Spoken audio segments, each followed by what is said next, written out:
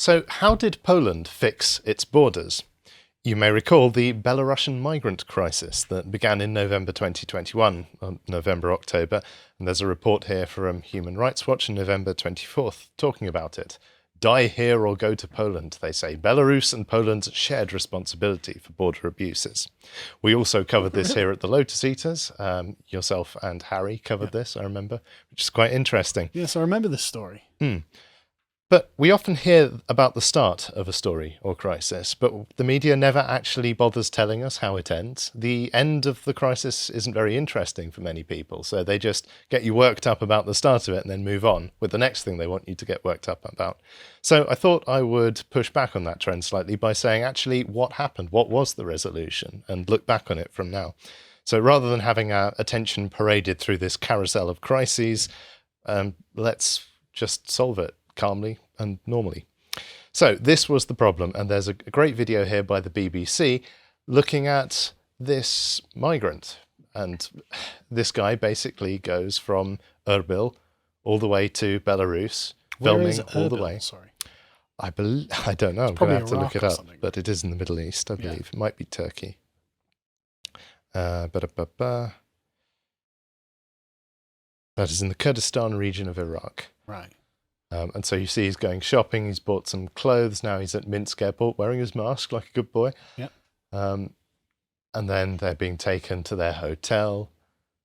It's actually really good that the BBC got this footage and put it together. It looks just like a holiday. Yeah. I normally have to pay for this. But then the first day, it seems, as soon as it's dark, smugglers are there, taxi drivers going to the border. They know exactly what they're doing. Yes. They're not here for a Minsk holiday. They're here to get into this, to smuggle themselves into the EU.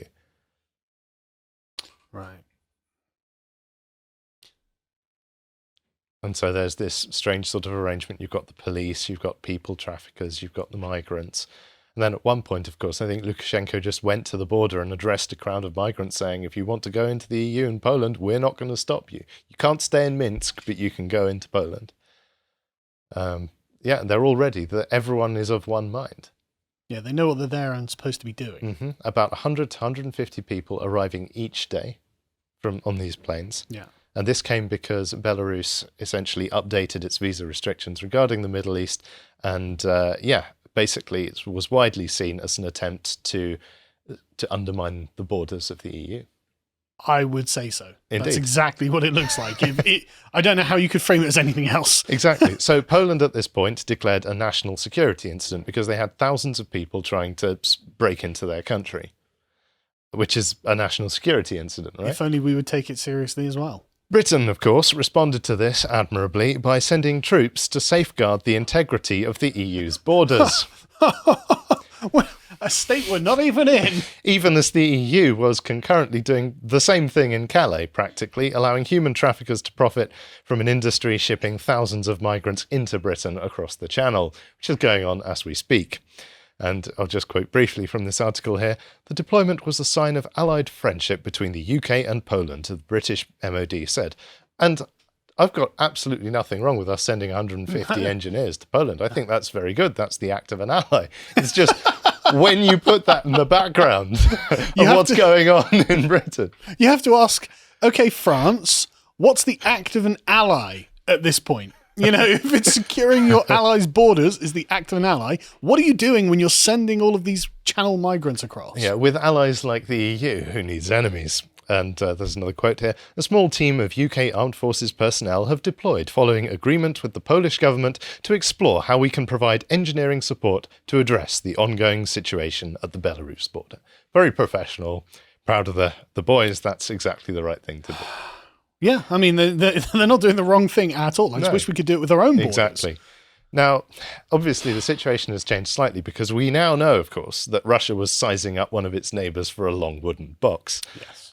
The whole Minsk migrant saga makes a lot more sense in that situation. Putin is making a statement to Eastern Europe. Can you really trust the EU? By targeting the biggest weak point of the decadent West, its inability to refuse charity to thousands of chances from the Third World. Yes, and just as a quick thing, Erdogan threatened the EU with this as well, and the EU ended up paying him billions not to send millions of migrants across from Turkey. Yeah, not because we lack the technology or the capacity to turn them back, but because we lack the political will. Yes. But of course, Eastern Europe is not nearly so far down the globo-homo track. It retains relatively traditional family structures and conservative values and remains fiercely protective of their hard-won national identities. So Poland has no trouble telling the Iraqis at its border to clear off. Meanwhile, in Britain, a record 28,431 migrants made the journey across the English Channel in 2021. Great, fabulous. And just to remind everyone of one reason why this is a big problem, you can check out the premium hangout that we recorded on what happens if we just build more houses. Megacity 1 is what happens. You can go and check that out on our website. And I just want to make it known that we're aware that the migrants crossing the channel are just a drop in the ocean. But it all adds up. Mm-hmm. And now, how do you think the Poles solved this problem? Because they did solve the problem. What can you guess? What might you do if you were being invaded by migrants? Well, I mean, I'm guessing it didn't involve winged horsemen.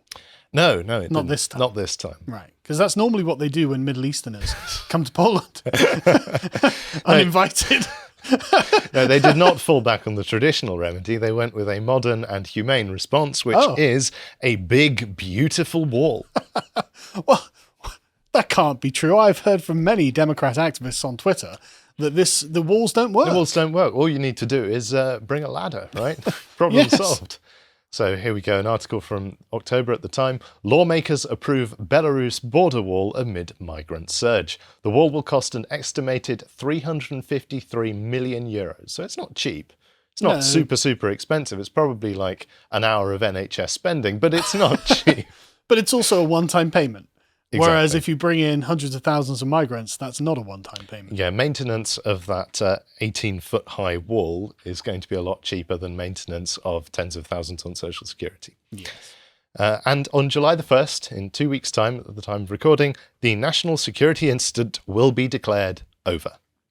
Poland's government announced Thursday that it will lift a state of emergency along its border with Belarus as it completes construction of a wall aimed at stopping migrants and refugees. However, it will still ban people from getting within 200 metres of the border as workers install electronics onto the 5.5 metre, 18-foot high steel wall. Good. Good for them. Mm.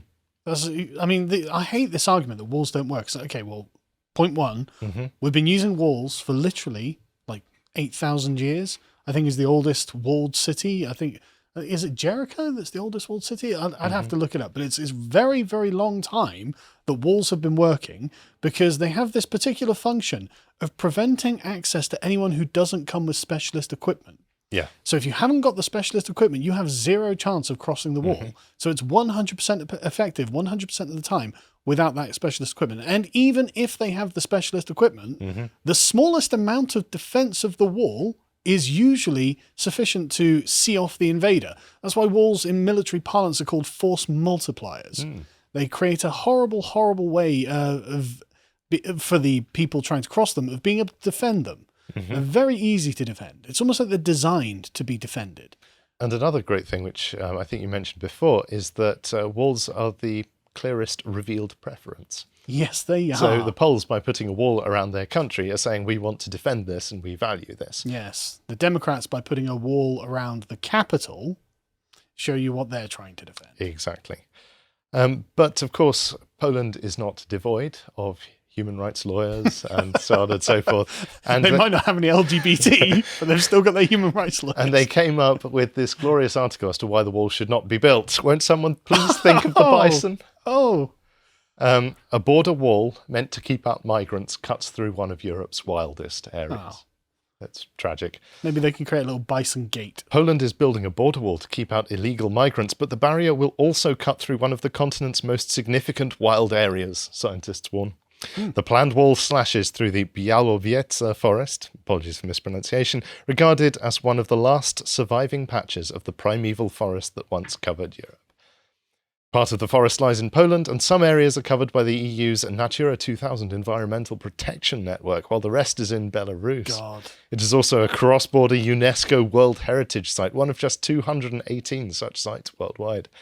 But Białowieża Białowieża forest became the site of a border crisis last year. After this crisis developed, Poland's right-wing government is coming under fire for racing the project through without due regard for EU nature protection rules, which would have slowed it down until 2064, probably, which is the whole point of government, though. Yeah. Right-wing government. They only ever say that as if it stigmatise them for being right-wing. But no.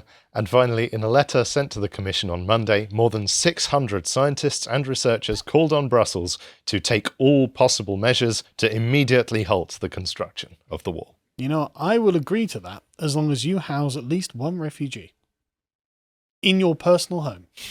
Every single person who is pro-immigration and refugees should have to house one of these refugees. This isn't about immigration. This is about the bison. Okay, house a bison then. Oh, dear. If you appreciated that segment from the podcast of the Lotus Eaters, you can go to lotuseaters.com to get access to all the premium content we have on the site, such as this podcast, On the Left Doesn't Understand Economics, with Harry and Josh. If you want to follow what else Harry's putting out, you can follow him on Getter at Harry Lotus Eater on Getter. Thank you and goodbye.